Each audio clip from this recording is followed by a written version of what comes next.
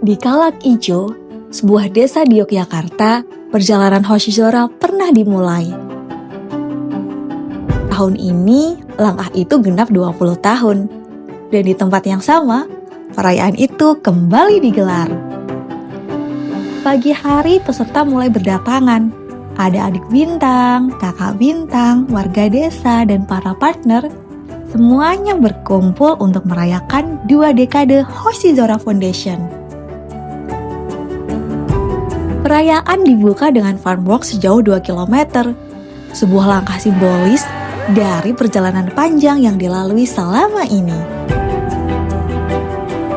Kemeriahan juga hadir dari panggung yang diisi oleh penampilan adik bintang, mulai dari teater, tari, hingga flash mob, semuanya ditampilkan dengan keren sekali. Perayaan juga diisi dengan acara EduTalk, sebuah ruang untuk berbagi pandangan tentang pendidikan dan arah yang ingin terus dituju ke depan. Sebenarnya kakak-kakak bintang yang memberikan beasiswa itu, mereka juga bukan orang kaya ya. Jadi kebanyakan kita juga, kita tuh semuanya part time. Bukan karena kelebihan uang. Bukan ya? karena kelebihan uang. Jadi itu kakak-kakak yang mendonasikan tuh juga part time-nya luar biasa ya. Aku cuci piring pagi-pagi sebelum sekolah, setelah pulang sekolah kerja di toko bunga. Dulu part time-nya apa? PA ya? Kita di FPU. Di sistem assistant dan aku kerja di department store untuk jual-jual makanan. Ya, terus kakak-kakak bintang kita ada yang di restoran, ada yang banyak yang suka masak di restoran, waitress di restoran. Itu SE namanya, Wen. SE ya. Apa Malam-malam bersalju pun kita pergi. ya ampun, tapi itu sebenarnya bukan karena kita berlebihan uang ya, kita juga masih harus bayar pajak kan itu, bayar asuransi dan segala macam, tapi selalu disisihkan karena ternyata uang kerja sehari pun tuh bisa cukup untuk uang makan siang sehari kita, bisa cukup untuk adik dulu bintang. kita mungkin adik bintangnya masih sedikit ya, jadi pengalaman interview sendiri adik bintang itu masih banyak banget. Kita ketemu, kita kenal satu-satu secara personal, jadi itu kayak kebayang banget nih kita itu istilahnya nyisihin uang tuh untuk siapa gitu.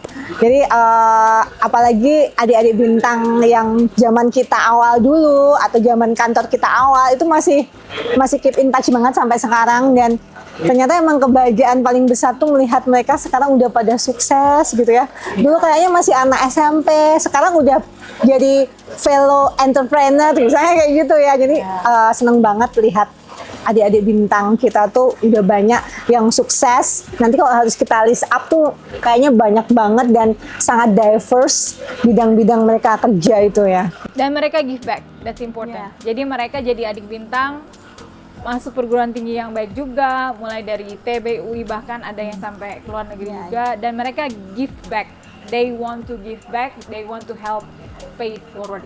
Itu salah satu menurut kita adalah indikator kesuksesan Hoshizora. Jadi itu kita menciptakan pribadi yang tadi Mbak Reki bilang, social emotional learning, karakter yang baik dibantu dengan akademis yang baik sehingga bisa membangun suatu ekosistem komunikasi yang lebih baik lagi.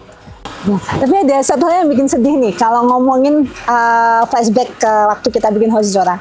Dulu jujur aku mikir ya, 20 tahun lagi program ini udah nggak ada karena anak Indonesia itu udah bisa sekolah semua gitu, nggak perlu kayak gini. Kenapa bisa yakin kayak gitu? Karena di Jepang kayak gitu, sekolah itu otomatis semua orang bisa sekolah, nggak ada orang mau masuk sekolah tuh nggak punya uang tuh nggak ada gitu. Jadi kita bercerminnya ke Jepang ya. Oh kalau Jepang itu bisa, berarti nih 20 tahun lagi udah nggak perlu nih kayak beasiswa kayak gini. Dulu sempat kita ngobrol tuh ya ini paling nanti kita setelah beasiswanya selesai, 20 tahun tuh udah nggak butuh scholarship lah, nanti kita bisa bikin sekolah lah, bisa bikin inilah. Tapi ternyata masih dibutuhkan ya scholarship itu, jadi memang gimana yang salah gitu ya? Masih banyak ketimpangan lah. Jadi di Indonesia itu ya kita belajar sih selama 20 tahun ini bahwa masalahnya itu lebih kompleks daripada yang kita bayangkan sebelumnya. Untuk masalah akses pendidikan, itu baru ngomongin akses, belum kualitasnya, belum nanti kontinuitasnya. Jadi banyak sekali yang mesti dipikirkan, dan dalam perjalanan 20 tahun itu tentunya kita juga menyesuaikan apa yang harus dilakukan supaya membuat impact lebih baik lagi. Apakah mau 20.000 anak, 30.000 anak, tapi mereka tidak komprehensif, tidak begitu sukses. Apakah 3.000 anak, tapi kita betul-betul menciptakan capacity building yang bagus sehingga mereka terjun ke masyarakat dan menjadi ripple effect atau impact yang lebih baik lagi. Jadi itu banyak sekali pertimbangan ini sampai